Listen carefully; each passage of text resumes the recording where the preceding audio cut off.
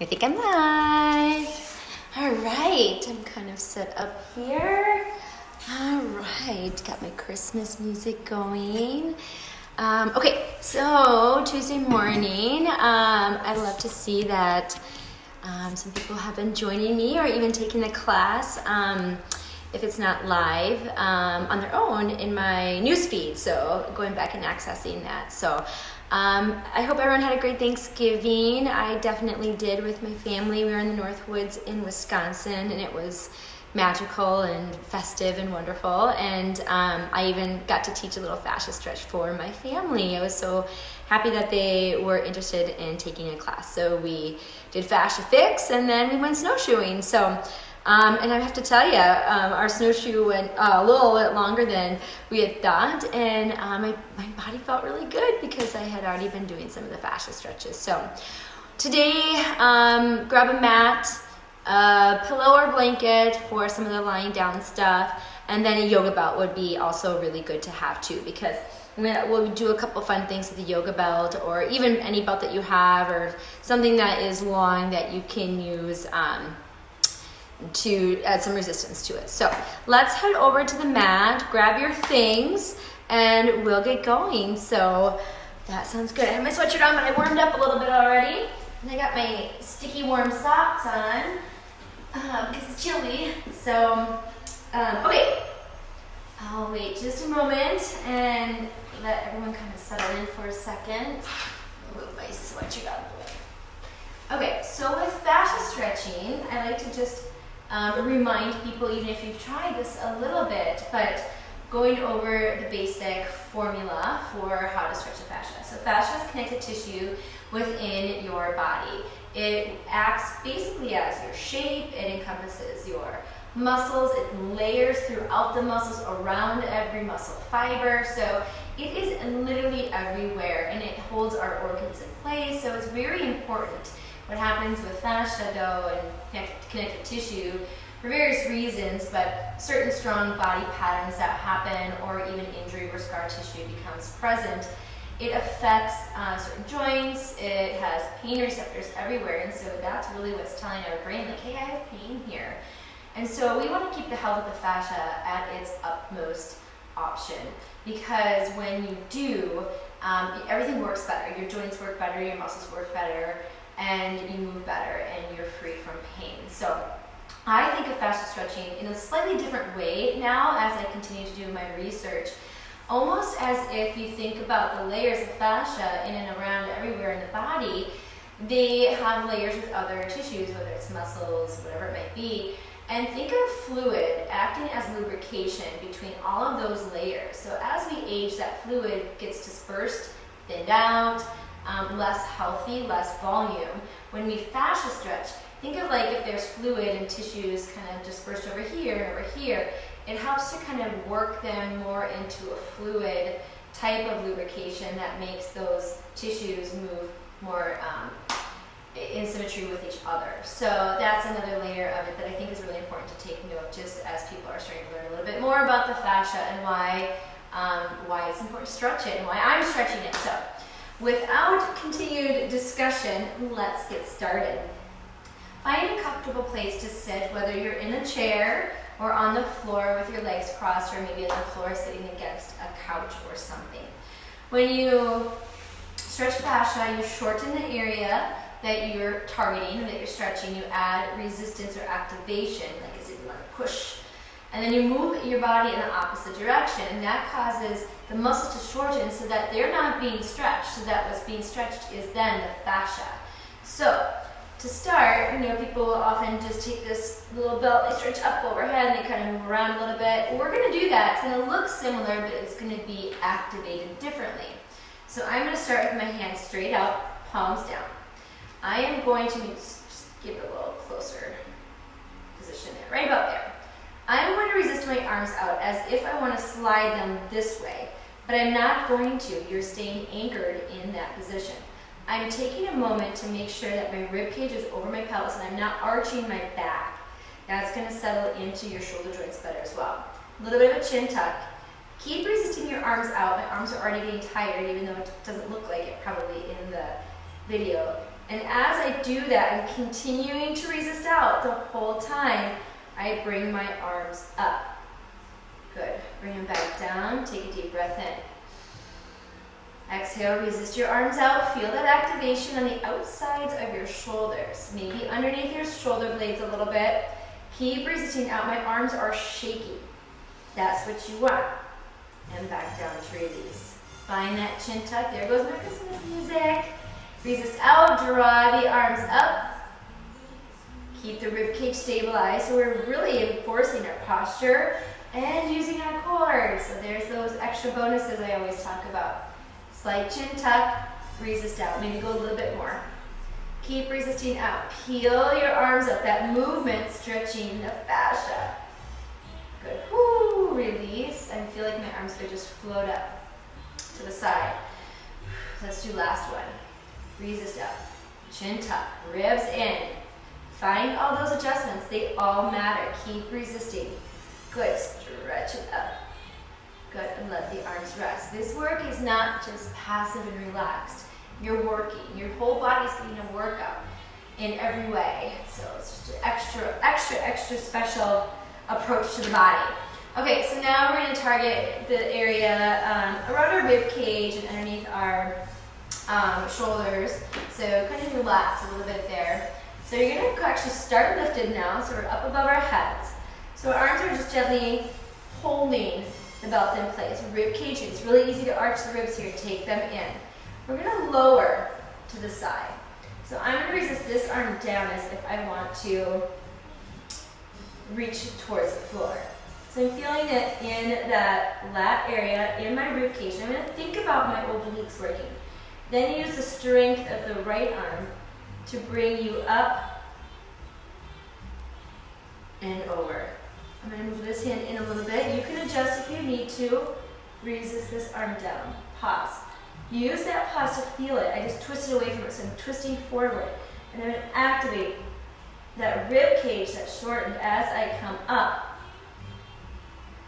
And over. Oh, it's tiring. But I just feel all this openness that happens right away. Again, lower it down, resist it down. Keep resisting that arm that's going this way. Okay, let it rest. Roll those shoulders out, move the neck around a little bit. Good, okay, we're gonna make our way to the other side. Ribs in, chin tuck, arms up. Shoulders drop down, gliding them down your back. Lower, for me this is my right arm. I'm gonna lower it and I'm gonna resist this arm down, but I'm gonna use the focus of my muscles and my obliques in that shortened side of my body to keep resisting in the opposite direction. Up, keep resisting away, over. Move my hands a little closer. Dip it down, resist down. Take it slow in your movement. When you go in your movement slower, I can keep checking in to make sure my resistance is coming from the right place. Let the arms rest a second. Cracks in the neck, a little aftermath, up again.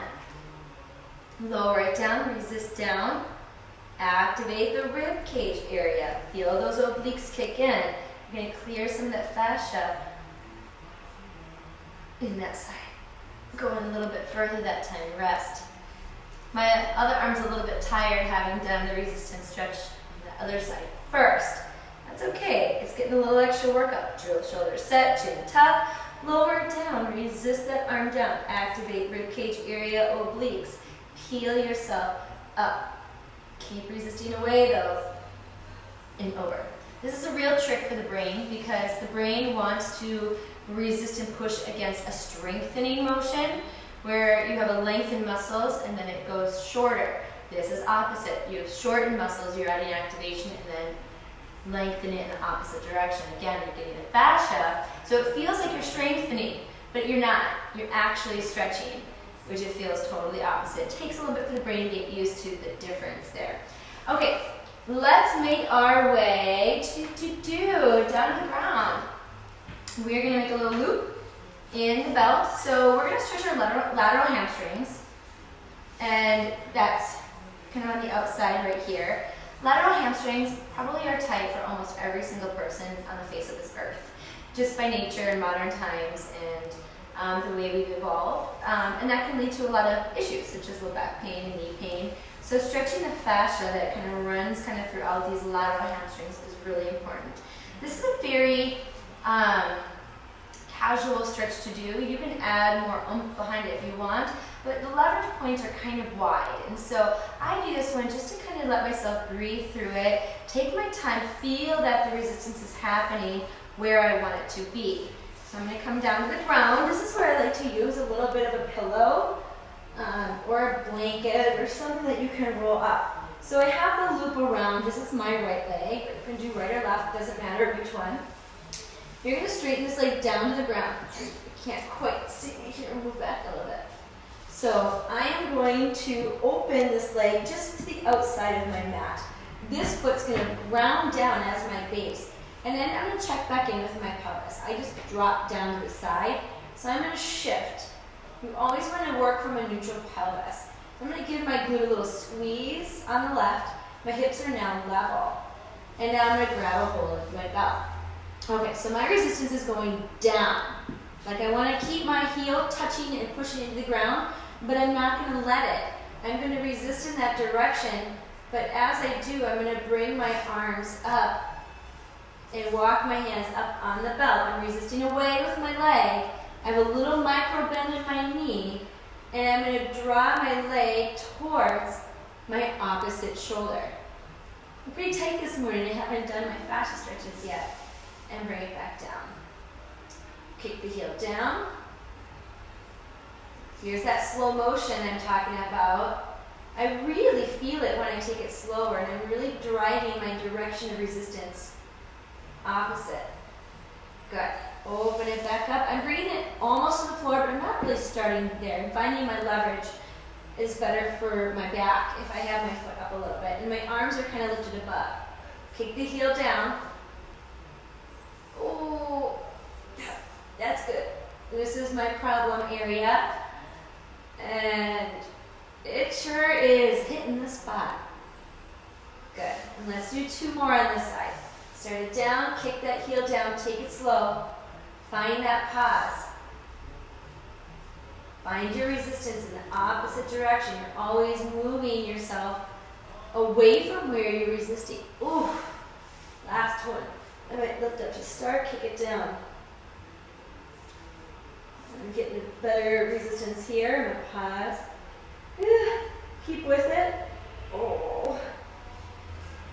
This leg is, whoa. Okay, so I have some scar tissue. I had scar tissue that I changed and things got better. But my piriformis is kind of yucky, and so I'm just always going to be having to work on that. But the dull, achy pain that I used to have from chronic scar tissue off my issue tuberosity, that's gone. Yay. Switch sides. So I'm going to open up this foot a little bit, level off those pelvis, hip bones up to the sky. Tummy's tight. Get that core working to support your back. So your other leg is off to the diagonal, toes are up with a flexed foot. You'll see it better as I come into view more here.